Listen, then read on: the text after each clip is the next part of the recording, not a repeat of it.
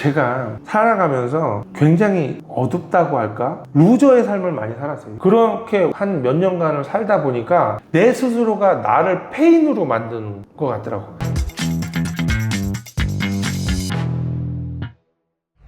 안녕하세요, 용주TV 강영수입니다. 오늘은 새로 뽑히신 매니저님이 출근하신 지 2주가 됐어요. 2주가 돼서 오늘 매니저님하고 한번 아름다운 사회, 아름다운 세상에서 근무하시면서 어떤 걸 느끼셨는지 그런 거에 대해서 한번 이야기해 보려는 시간을 가지려고 합니다. 여기에서 보시니까 어떤 점을 느끼셨어요? 아직은 생소하지만 수강을 오시는 분들이 너무 열정이 가득하고 이쪽에 관심이 너무 많아서 열정적인 게 조금 대단하다 싶었고 저는 너무 문외한이구나, 정말 공부를 안 하고 살았구나 하는 생각을 했습니다.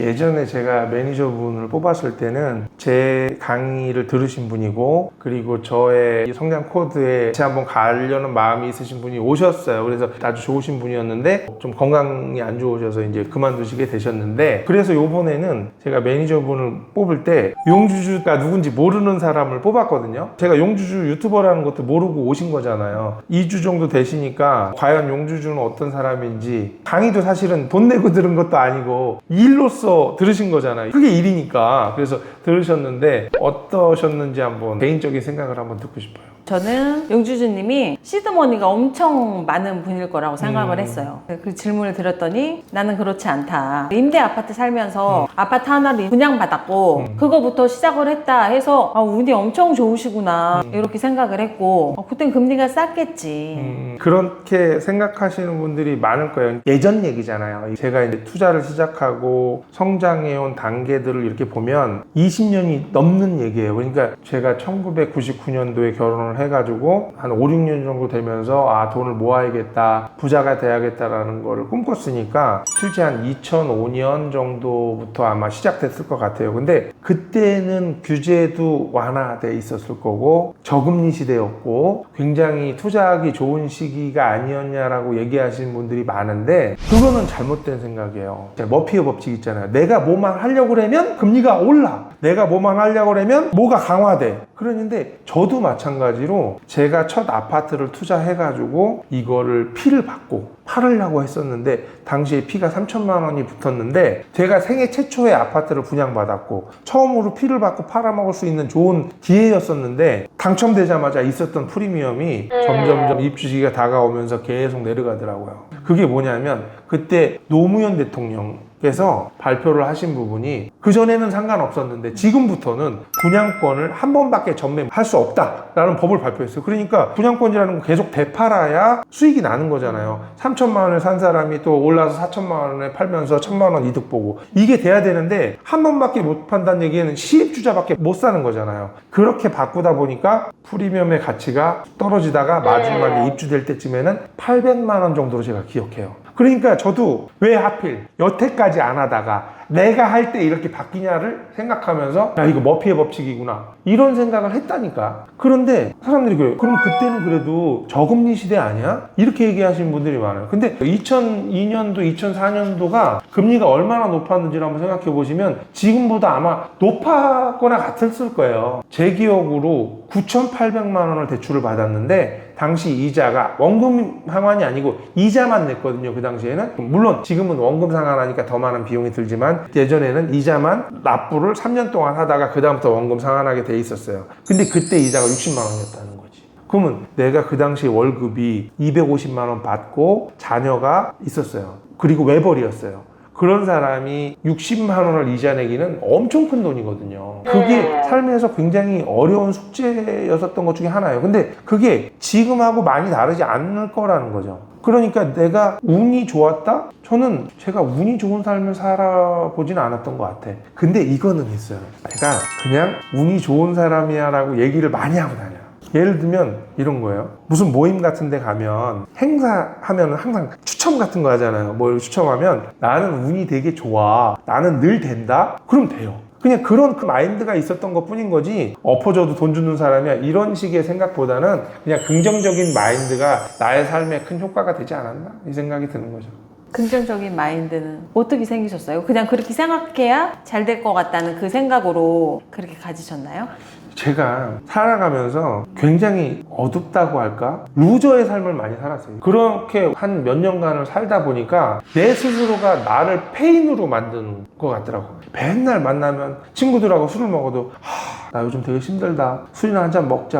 야, 나 요즘 죽겠다. 맨날 이런 말만 쓰고 있는 거야. 내 스스로가. 그러면 그 상대방도 나를 만나고 싶지 않을 거예요. 한두 번이나 이렇게 야, 나 힘드니까 술 한잔 먹자 이거지. 매번 만날 때마다가 힘들다, 어렵다, 직장생활 힘들고 뭐 이렇게 입에 달고 살면 이게 불행해진다는 거를 어느 순간에 깨달은 것 같아요. 그 깨달음은 사실 독서였어요. 책을 읽으면서 내가 내뱉는 순간 그렇게 된다라는 생각을 가지면서 지금도 힘들다는 말을 안 쓰려고 노력을 하고 거의 안 써요. 그러니까 내 입에서 부정적인 단어를 안 내뱉으려고 하는 거죠. 그리고 직원들한테도 예전에 내가 그동안 많이 폭언들을 많이 하고 안 좋은 말들을 많이 썼던 것 같아. 왜? 직원들은 나한테 반발을 못 하잖아요.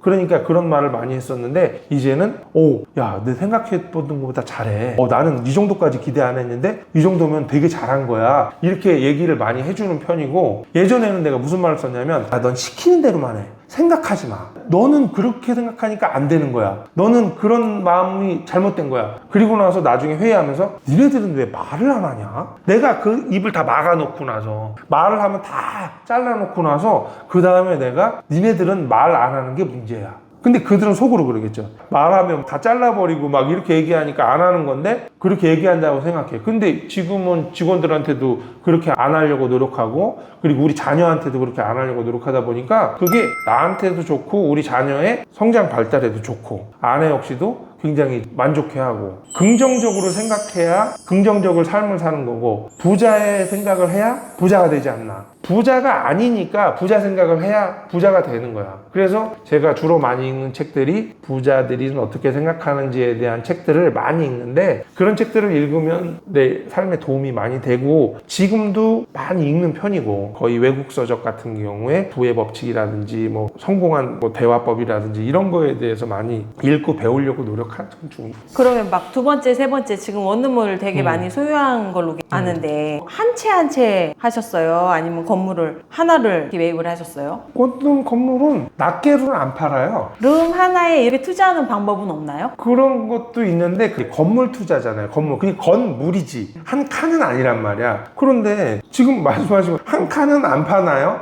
다세대 같은 경우에는 한 칸 한 칸씩 등기가 나오기 때문에 법적으로는 매매가 가능해요. 그런데 이 법적으로 매매는 가능하지만 많이 이루어지지는 않아요. 왜 그러냐면은 빌라 같은 조그만 건물에 각 원룸 호마다 하나씩 분양을 하면 나중에 계단 청소는 누가 할 거며, 현관문이 고장나면 누가 고칠 거며, 물이 새면 누가 고칠 거며, 이게 지금 투자의 주체가 애매해지니까, 그렇다고 해서 관리소장을 둘 수도 없는 거고 조그만 건물에. 그러니까 그렇게 매매를 잘 안 하는 거고, 그리고 소액으로 투자할 수 있는 게 오피스텔이라는 게 있죠. 오피스텔 한 칸씩 또 분양을 하니까 물론 또 싸진 않아요. 평택도 지금은 한 2억 5천 정도에 한 칸씩 분양을 하고 있으니까. 그러니까 아파트 한 채 가격이 원룸처럼 생긴 오피스텔 한 채로 지금 분양을 하고 있는 거예요. 지금 여기 망했다는 PPO 있다는 거 건물 있잖아요. 그런 것들이 2억 5천, 2억 정도에 분양을 한단 말이에요. 그러면 그거를 사서 월세 받을 수 있죠. 월세 잘 나갑니다. 세는 잘 나가요. 근데 그게 과연 자산이 상승하느냐가 문제예요. 2억 5천에 샀으면 10년 후가 되면 최소한 3억 5천은 돼야지 물가 상승을 버틴 거예요.